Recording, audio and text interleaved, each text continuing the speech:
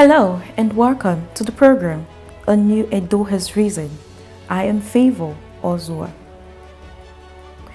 This week, we turn our focus to the groundbreaking transformations reshaping Edo State under the dynamic leadership of Governor Monday Okpebholo. Since assuming office on November 12, 2024, the governor has made accountability, transparency, and progress the cornerstone of his administration. With bold initiatives designed to uplift every corner of the state, from the establishment of a 16-member Asset Verification Committee led by Dr. Ernest Afolabi Umakike, to the inspection of critical infrastructure like the Stella Obasanjo Hospital and schools in Oredo local government area. Governor Okpebholo is tackling the state's pressing challenges head-on, whether improving healthcare, enhancing education, or addressing infrastructural deficits. His efforts reflect a deep commitment to the welfare of Edo citizens and a drive to build a stronger and more prosperous future. Stay with us as we explore these transformative strides and celebrate a state on the rise.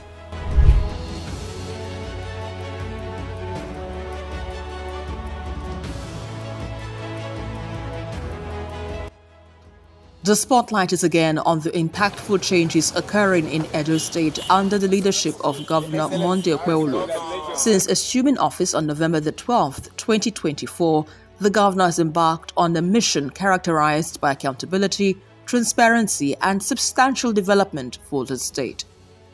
A key initiative of Governor Okpebholo's administration is the formation of a 16-member Assets Verification Committee, spearheaded by Dr. Ernest Afolabi Umakike.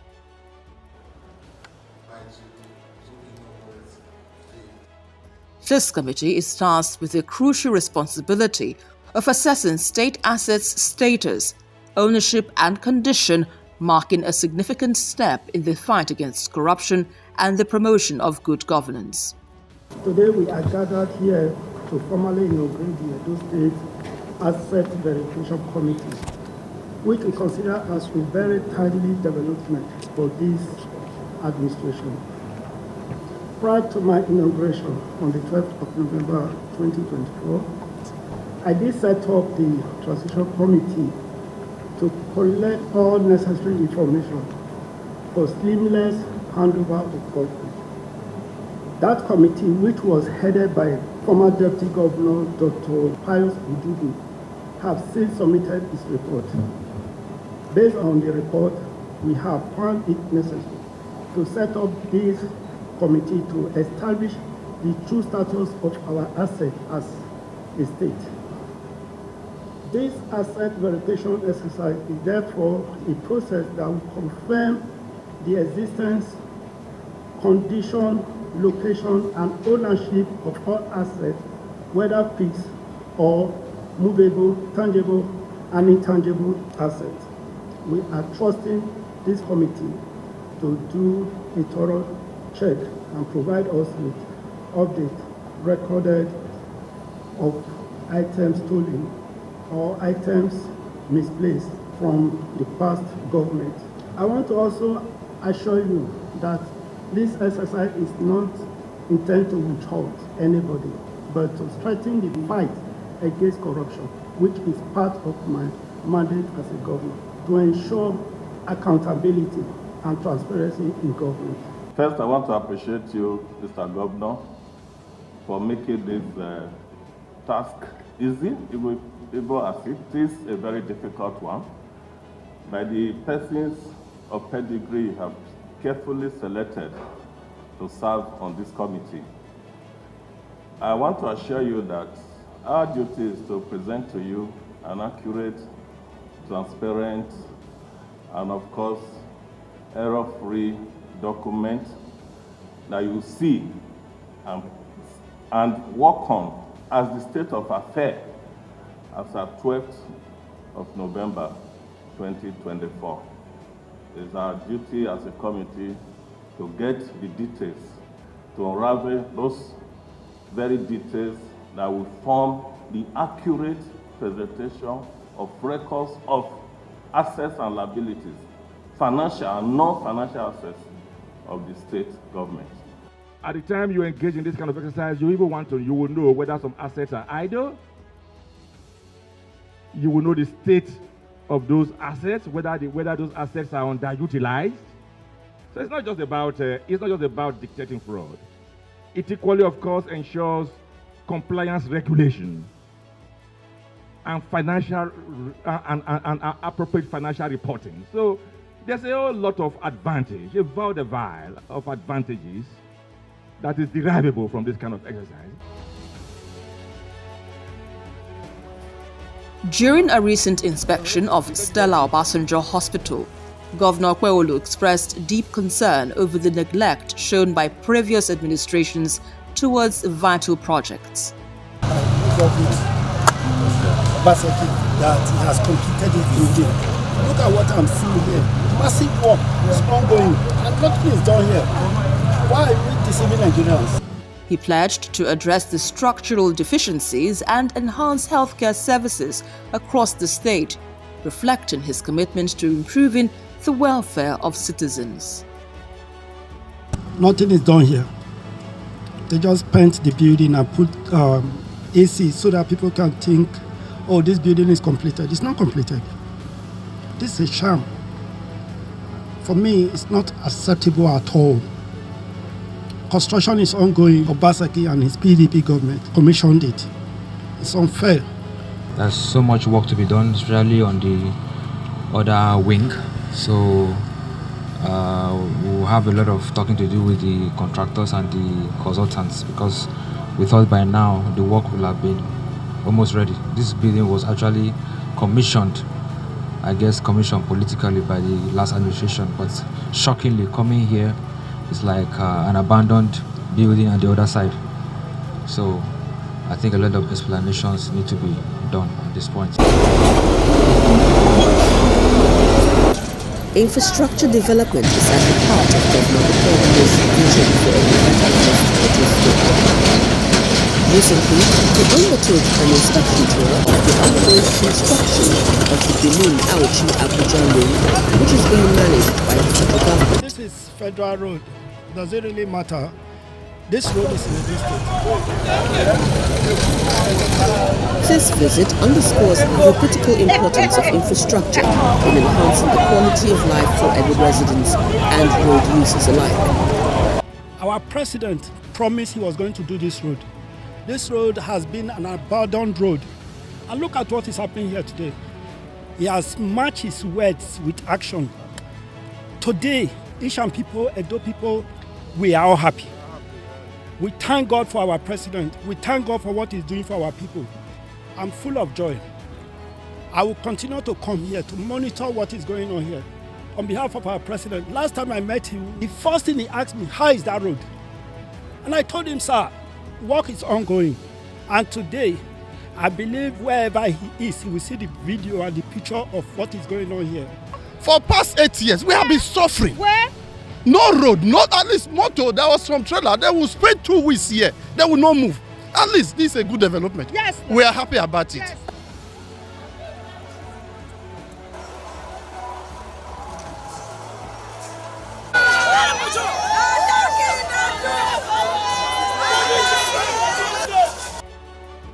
Among the notable projects is the 7.2-kilometer Tamboga-Ekiwa and Upper Mission Road by Aduwawa Junction, which is currently under construction.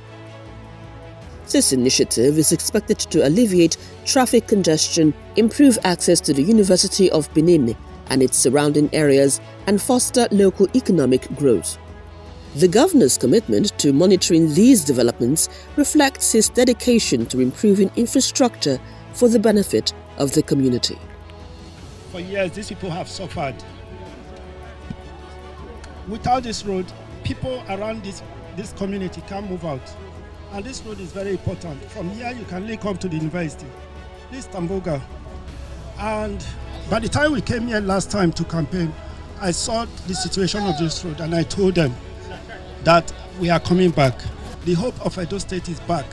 With all these massive projects that are going on now, you can see that we are ready to transform this state.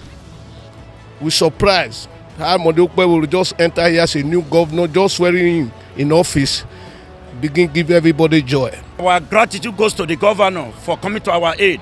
So many houses have caved into the erosion problem. In short, it was a gully. At the time, we were crying to World Bank. It was a World Bank project at the time. But for the governor coming to the aid of the community, we are too much grateful to him.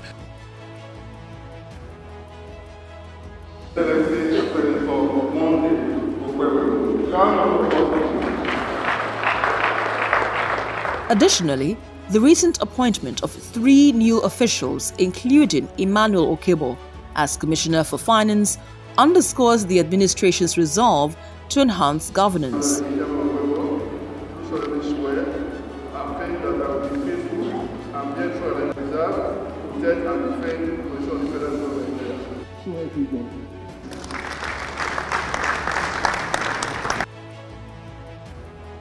Edo first, before your personal goal, out of trust and believe in you, your hard work, I know you are going to rebuild our educational system.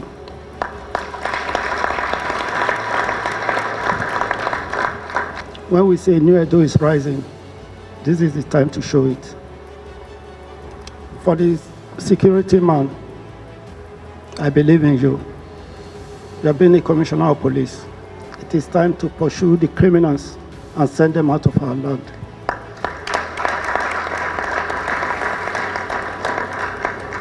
The finance commissioner also, you've been there and you know the job. You have not just come in today as somebody we just pick on the street. You have experience in banking. And your experience, you have to bring it to bear to save our land, save our money for us, and let us use the money to develop our state. Thank you, and God bless you. I want to first of all thank God for this opportunity to serve this good of Edo State. I also want to thank the executive governor of Edo State, Senator Monday Okpebholo, and the deputy governor, then his right honorable Dennis Idausa, and the other members of the executive council. We are committed to help support the governor to achieve his 5-point agenda orders so that Edo will be better. And that's our commitment. Thank you so much, and God bless you.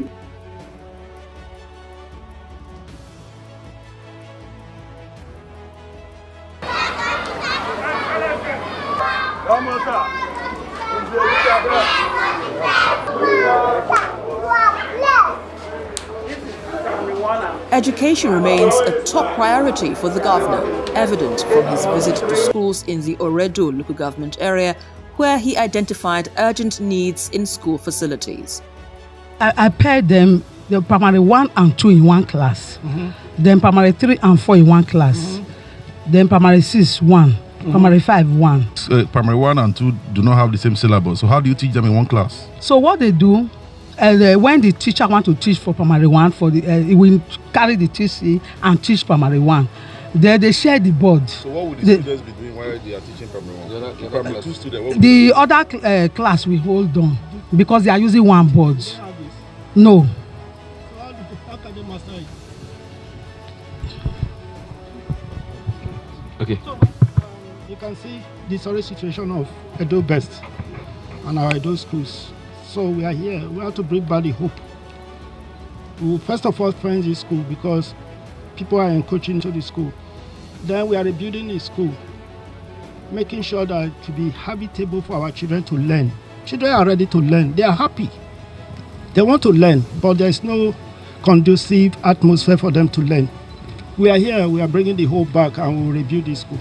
Then we will employ security guard for this school. We want to make this place a modern school. And that is going to be Edo best. His commitment to resolving these issues aims to create a more conducive learning environment for students. Look at this situation of this school.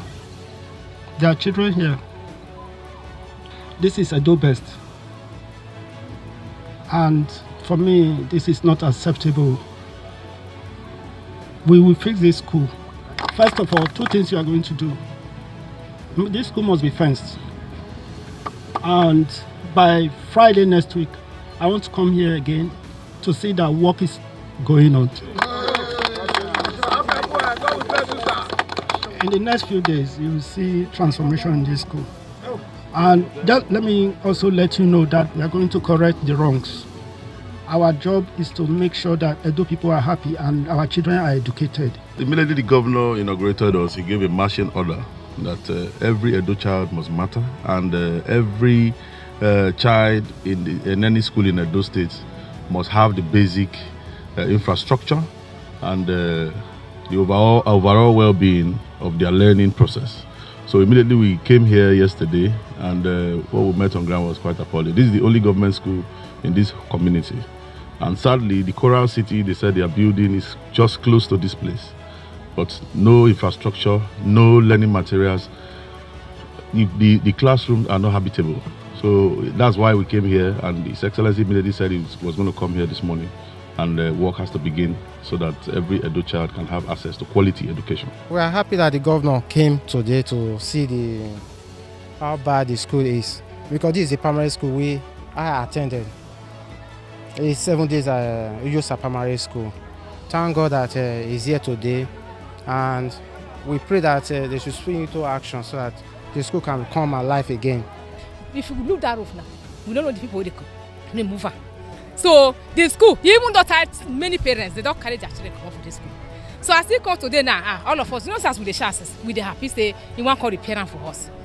Letters to the SUBEM and also OIG, Oredo Local Government Council.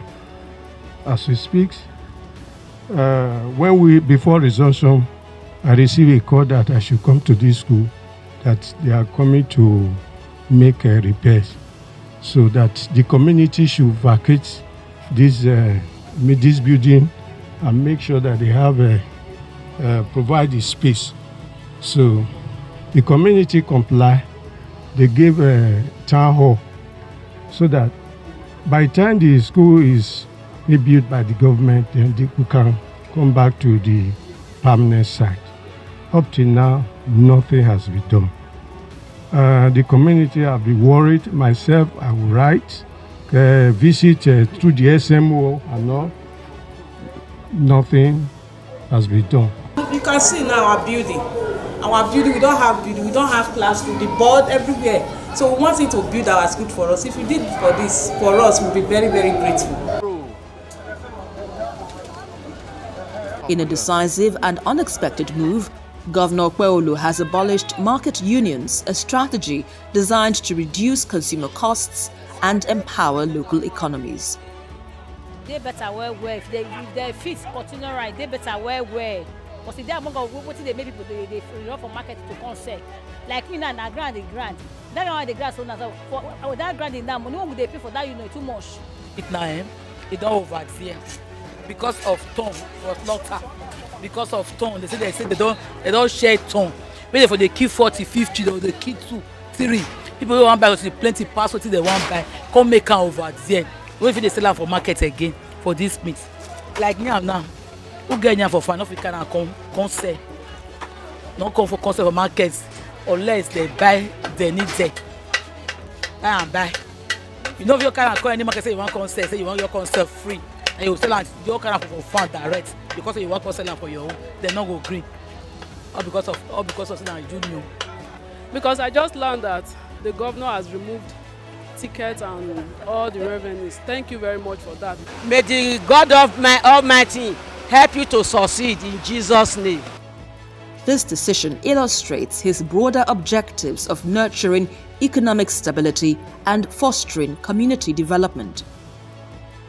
Through these significant initiatives, Governor Monday Okpebholo is actively delivering on his promises and bringing real and tangible change to Edo State.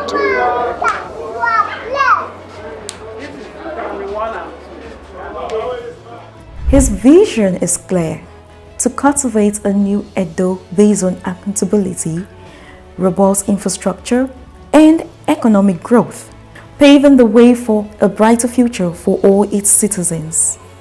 Like the Temboga-Ekua Road construction, key appointments to strengthening governance, and the bold decision to abolish market unions are just a few examples of the sweeping reforms under the watch of Governor Okpebholo. These actions are not just mere promises, they are proof of a new Edo taking shape, defined by growth, equity, and opportunity. Stay safe until I come your way next week. I am Favor Ozuwa. Bye for now.